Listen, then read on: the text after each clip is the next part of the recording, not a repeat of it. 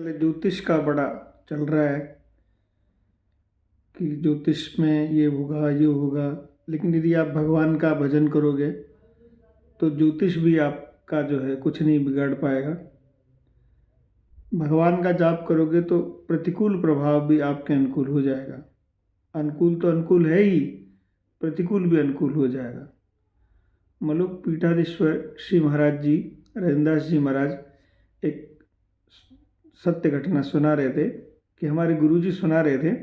एक पंडित जी थे, ज्योतिष के बहुत बड़े विद्वान थे, एक प्रकार से त्रिकालज्ञ ही थे। ज्योतिष के ऐसे पंडित होते हैं, उन्होंने एक बार अपने ही जन्मांग पर विचार किया और उसका फलादेश निकाला। फलादेश निकला तो भृगु संहिता नामक एक ग्रंथ है, उसमें भी फलादेश निकलता है। ऐसे ही उन्होंने कहा कि हमारा तो ऐसा समय आ रहा है कि राजा हमको पकड़वा लेगा, गिरफ्तार कर लेगा और झूठा कोई अभियोग हमारे ऊपर लगाकर चरित्रहीनता का लांछन लगेगा और राजा हमसे इतना क्रोधित हो जाएगा कि हमारी संपत्ति सारी कुड़क कर लेगा और हमको देश निकाला दे देगा। और देश निकाला भी कैसे देगा कि हमारा काला मुंह करके गधे पर बिठाकर, हमारे को जूतों की माला पहनाकर और झाड़ू से पिटाई करते हुए हमको शहर से बाहर निकालेगा और हमारी सब संपत्ति गुड़क कर लेगा। हमको जो है इसको देखते ही जो है वो ज्योतिषी जी जो थे वो घबरा गए, क्योंकि उनकी इतनी प्रतिष्ठा थी, सब मिट्टी में मिल जाएगी, क्या करें। तो वो एक संत के आश्रित थे, तो वो उनको उस वक्त वो गुरु जी का आश्रम याद आया, तो गुरु जी के पास गए और उनसे निवेदन किया कि महाराज, हम अपनी ज्योतिष को झूठा नहीं मान सकते, क्योंकि उसका प्रभाव हमने देखा है और हमने ज्योतिष की साधना की है, परंतु अब करें क्या, हमारा ऐसा ऐसा जो है ये ग्रह योग आ गया है और प्रारब्ध अनुसार हमको इसका फल भोगना ही पड़ेगा। अब आप कोई हमको इसका उपाय बताएं, हमारे तो कुछ समझ में आ नहीं रहा है, तो जिससे ये ऐसा कोई समाधान बताइए जिससे ये प्रारब्ध हमारा खत्म हो जाए और हमको ये अपमान ना सहना पड़े। तो संत बोले कि देखो, इस संकट से तो तुम बच जाओगे पर तुम मानोगे नहीं। तो ज्योतिषी जी बोले कि महाराज, आप कैसी बात कर रहे हैं, कि आपको विश्वास नहीं है कि हम मानेंगे नहीं? तो महाराज बोले, क्योंकि ये जो पढ़े लिखे लोग हैं ना, ये बात को कम मानते हैं, अपनी बुद्धि से जो है उनके तर्क वितर्क भरा रहता है। आजकल देखा ही है कि मैं एक दिन पार्क में घूम रहा था, तो एक सज्जन हमसे आके बोले, बुजुर्ग थे, बोले जी आपको पता है इस दुनिया को कौन चला रहा है? मैंने कहा जी हमारे हिसाब से तो भगवान चलाते हैं। बोले नहीं, भगवान नहीं, एक ऊर्जा चलाती है। अब बताओ, उसने जो भी 70 साल इस बहाने खो दिए, एक ऊर्जा चलाती, अगर वो भगवान मान लेता तो उसका कल्याण नहीं हो जाता क्या? तो इस तरीके से जो है पढ़े लिखे जो हैं वो इन बातों को नहीं मानते।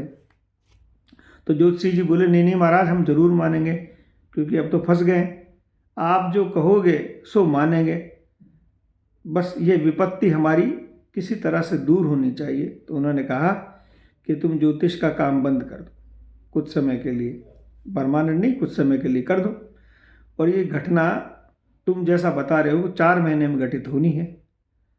तो तुम एक काम करो, 6 महीने का मौन होकर भगवान नाम, राम नाम का जाप का नियम ले लो और ये अनाउंस कर दो कि हम किसी से मिलेंगे नहीं और घर से निकलेंगे नहीं, केवल राम नाम का जाप ही करेंगे एकांत कमरे में बैठकर, और निश्चय कर लो तुम। तो उन्होंने कहा ठीक है महाराज जी, मैं जो है ऐसा ही करूँगा। पंडिताई का सब उन्होंने काम वाम छोड़ छाड़ दिया और केवल जो है राम नाम का आश्रय लेकर वो एक अपने घर में ही एक कमरे में एकांत में बैठकर भजन करने लगे। क्योंकि जो दुखी व्यक्ति होता है ना, आर्त व्यक्ति होता है, तो उसकी जो आवाज़ है ना वो भी बड़ी आर्त निकलती, भगवान तक तुरंत पहुंचती है, दुखी होता है तो दिल से बोलता है। तो उन्होंने राम नाम का जब चालू कर दिया तो उनको बड़ी शांति मिली, बड़ा सुख मिला।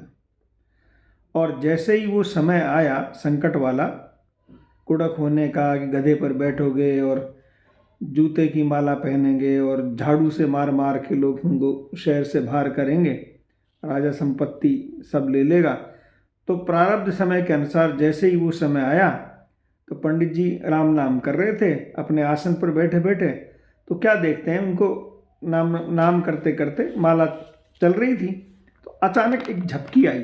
तो झपकी में जो है वो क्या देखते हैं कि उनको एक स्वप्न आता है।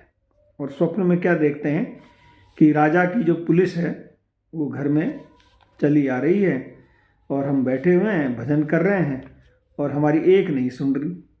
हम उनको कह रहे हैं कि भाई कुछ सुनो, लेकिन वो कुछ नहीं सुन रहे। और हमारी पत्नी भी कुछ कह रही हैं, उनकी भी कुछ नहीं सुन रहे। और उन्होंने हमारा हाथ पकड़ के बाहर निकाला, माला झोली सब फेंक दी और हथकड़ी डाल दी और गिरफ्तार करके वो हमको राजा के सामने ले गए।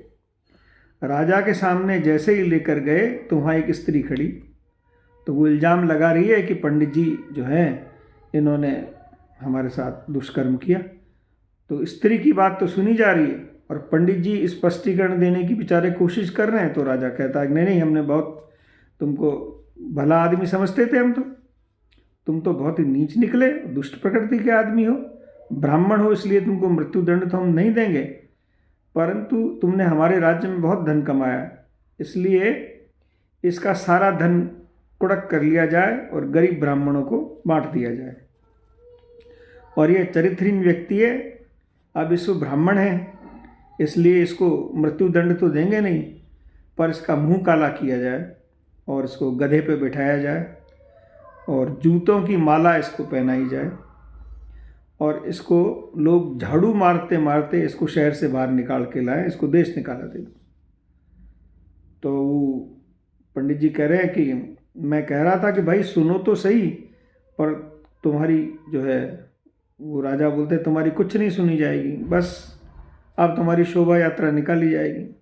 अब उनकी शोभा यात्रा निकल रही है, पूरा गांव तमाशा देख रहा है, लोग हंस रहे हैं, खिल्ली उड़ा रहे हैं और अपने घर के दरवाजे से ही उनको निकाल रहे हैं। पत्नी बच्चे सब बेबस होकर देख रहे हैं और कोई किसी प्रकार की कोई सहायता नहीं कर रहा है। और वो बड़े घबरा गए अचानक और उनके हाथ से माला छूट गई और स्वप्न से वो एकदम से जागृत अवस्था में आ गए, पसीने पसीने हो गए। अब उन्होंने देख लिया कि ये तो संकेत हुआ है, इसका मतलब प्रारब्ध के अनुसार वो घटना अब घटेगी। तो वो तुरंत जो है उठकर सीधे गुरुदेव के पास आश्रम में गए और गुरुदेव को सारी की सारी घटना बताई कि महाराज अभी अभी संकेत मिला है इस घटना का, इसका मतलब वो घटेगी। तो गुरुदेव मुस्कुराए और उन्होंने उनके सर पे हाथ रखा और कहा कि तुम घबराओ मत, 6 महीने पूरे कर लो, जो प्रारब्ध तुम्हारा होना था वास्तविकता में वो स्वप्न में घटित हो गया, क्योंकि तुम्हारी ज्योतिष झूठी नहीं है।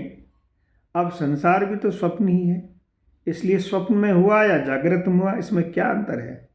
तुम्हारी प्रतिष्ठा बच गई है, तुम 6 महीने पूरा कर लो, उसके 6 महीने पूरा करने के बाद जो है तुम तुम्हारे वापस क्रियाकलापों में जो तुम्हारे जीवन के थे पहले उसमें लग जाना।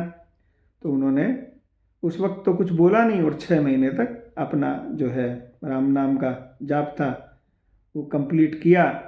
अब वो भगवत नाम की जो उसका जो फल हुए उसको उन्होंने देख लिया कि प्रबल प्रारब्ध को ही जो है उन्होंने भगवान ने स्वप्न में घटित कर दिया। तो पंडित जी जो है उन्होंने सब कुछ छोड़ दिया और फिर बाद में भजन ही किया।